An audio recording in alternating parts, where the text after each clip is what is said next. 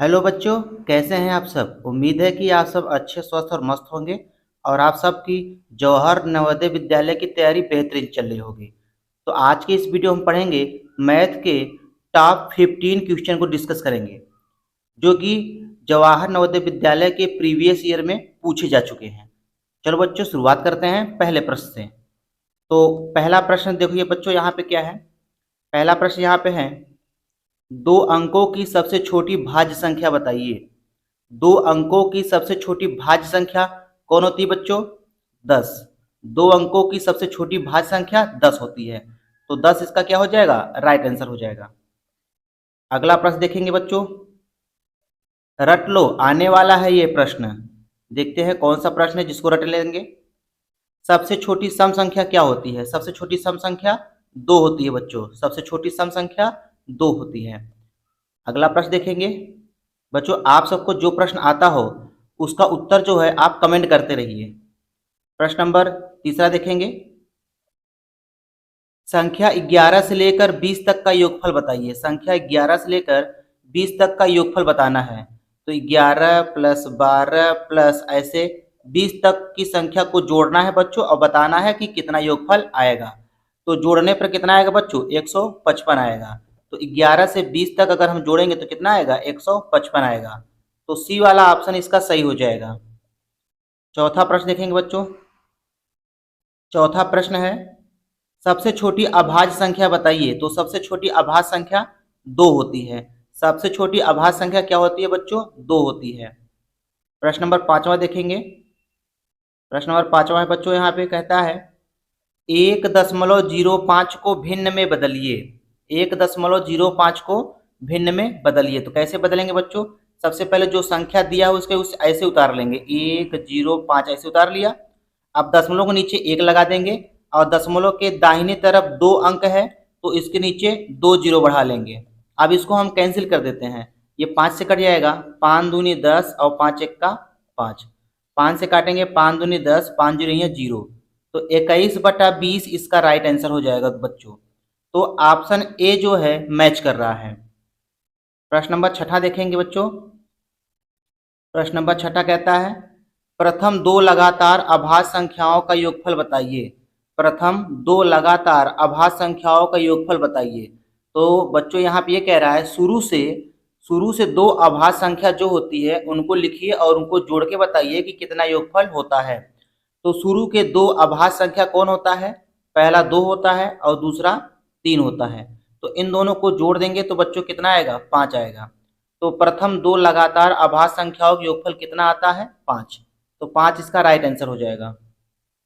अगला प्रश्न देखेंगे, इसे जरूर पढ़ लेना। क्वेश्चन नंबर 7वां बच्चों, इसमें देखिएगा ये भाग की प्रक्रिया लिखा हुआ है। इसमें भाग की प्रक्रिया लिखा हुआ बच्चों। अब इसमें आपको बताना है कि भाजक कौन है। इसमें भाजक कौन है। तो बहुत बच्चे जानते नहीं है कि बच्चे कि ये जो 2 लिखा है ये कौन सा होता है, यहाँ जो बचता है उसको क्या कहते हैं, और यहाँ जो रहता है उसको क्या कहा जाता है, और जो इसके अंदर होता है इसको क्या कहा जाता है। बहुत बच्चे नहीं जानते। तो यहाँ पे देखिए बच्चों, ये जो 2 है ना, जो यहाँ पे आता है उसको क्या कहा जाता है? भागफल कहते हैं। उसको क्या कहते हैं बच्चों? भागफल कहते हैं। और ये जो लास्ट में बचता है इसको क्या कहते हैं? शेषफल कहते हैं। इसको क्या कहते हैं? शेषफल कहते हैं। और ये जो बीच में रहता है बच्चों, ये जो बीच में रहता है उसको क्या कहते हैं? उसको कहा जाता है भाज्य कहते हैं। उसको क्या कहते हैं? भाज्य कहते हैं। और जिससे भाग दिया जाता है उसको क्या कहते हैं? उसको कहा जाता है बच्चों भाजक। क्या कहा जाता है? भाजक। तो प्रश्न पूछ रहा है कि भाजक बताइए। तो भाजक क्या है? 13। भाजक क्या है बच्चों? 13। तो 13 इसका राइट आंसर हो जाएगा। अगला प्रश्न देखेंगे बच्चों, 1 से 100 तक कुल कितनी अभाज्य संख्या होती हैं? 1 से 100 तक कुल कितनी अभाज्य संख्या होती हैं? 25। तो 1 से 100 तक कुल 25 अभाज्य संख्या होती हैं। अगला प्रश्न देखेंगे बच्चों। अगला प्रश्न है, 5/5/5 का मान बताइए। तो जब भी बच्चों इस टाइप का सवाल आपको मिले जिसमें सब में भाग लगा हो, तो आप लोग क्या करोगे?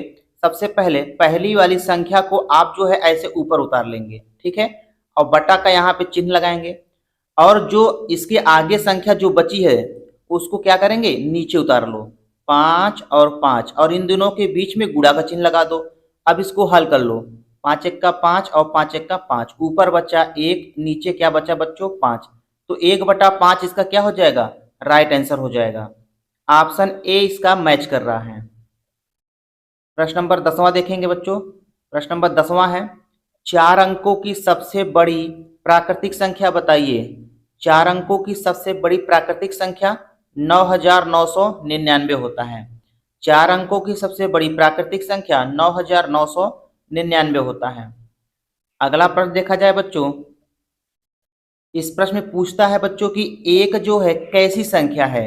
एक कैसी संख्या है, क्या एक भाज्य संख्या है या अभाज्य संख्या है या भाज्य और अभाज्य दोनों है या न तो भाज्य है और न तो अभाज्य है। तो बच्चों कौन सा इसका ऑप्शन सही हो जाएगा, एक भाज्य संख्या नहीं है, एक अभाज्य संख्या भी नहीं है, तो भाज्य और अभाज्य दोनों नहीं होगा।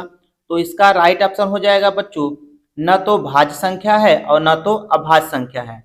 तो ऑप्शन डी इसका मैच कर रहा है। अगला प्रश्न देखेंगे बच्चों। अगला प्रश्न कहता है सबसे छोटी विषम संख्या बताइए। तो सबसे छोटी विषम संख्या क्या होती है, एक होती है। सबसे छोटी विषम संख्या एक होती है।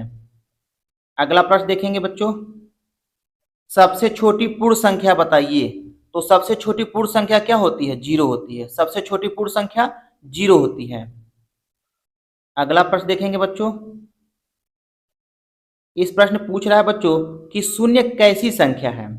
शून्य कैसी संख्या है, क्या शून्य सम संख्या होता है, नहीं। क्या शून्य विषम संख्या होता है, नहीं। क्या शून्य एक प्राकृतिक संख्या है, नहीं। शून्य एक पूर्ण संख्या होती है। शून्य क्या है, एक पूर्ण संख्या है। अगला प्रश्न देखेंगे बच्चों। अगला प्रश्न है, इस प्रश्न में कहता है कि सम संख्या में यदि सम संख्या को जोड़ा जाए तो कौन सी संख्या प्राप्त होगी। सम संख्या में सम संख्या जोड़ा जाए तो कौन सी संख्या प्राप्त होगी। तो चेक करते हैं बच्चों। जैसे पहली सम संख्या 2 मान लिया और दूसरी सम संख्या 4 मान लिया, दोनों को जोड़ देते हैं तो क्या मिलेगा, 6 मिलेगा।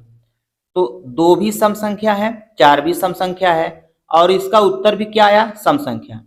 तो सम संख्या में सम संख्या को जोड़ेंगे, उत्तर भी क्या मिलेगा, सम संख्या मिलेगा। तो इसका राइट आंसर क्या हो जाएगा बच्चों, सम संख्या। सम संख्या में सम संख्या को जोड़ने पर सम संख्या ही मिलती है। अगला प्रश्न देखेंगे बच्चों। अगला प्रश्न है, विषम संख्या में विषम संख्या को जोड़ेंगे तो क्या मिलता है। विषम संख्या में विषम संख्या को जोड़ेंगे तो क्या मिलेगा। तो चेक कर लेते हैं बच्चों उदाहरण से। मान लेते हैं कि हमारे पास विषम संख्या यहाँ पे 1 मान लिया, ठीक है, और एक विषम संख्या ले लिया 3। अब इन दोनों को जोड़ देते हैं तो क्या मिलेगा, 3 और 1 4। तो यहाँ पे हम देख रहे हैं बच्चों कि विषम संख्या में विषम संख्या को जोड़ा तो क्या मिल रहा है, सम संख्या मिल रहा है, क्योंकि 4 1 क्या है, सम संख्या है। तो इसका राइट ऑप्शन हो जाएगा बच्चों बी। बी वाला इसका राइट आंसर हो जाएगा, सम संख्या। विषम संख्या में विषम संख्या को जोड़ने पर क्या मिलता है, सम संख्या मिलता है। आज के इस वीडियो में बच्चों इतना ही। वीडियो पसंद आया हो तो लाइक कीजिएगा और चैनल पर नए हो सब्सक्राइब कीजिएगा, अपने दोस्तों में शेयर जरूर कीजिएगा। धन्यवाद।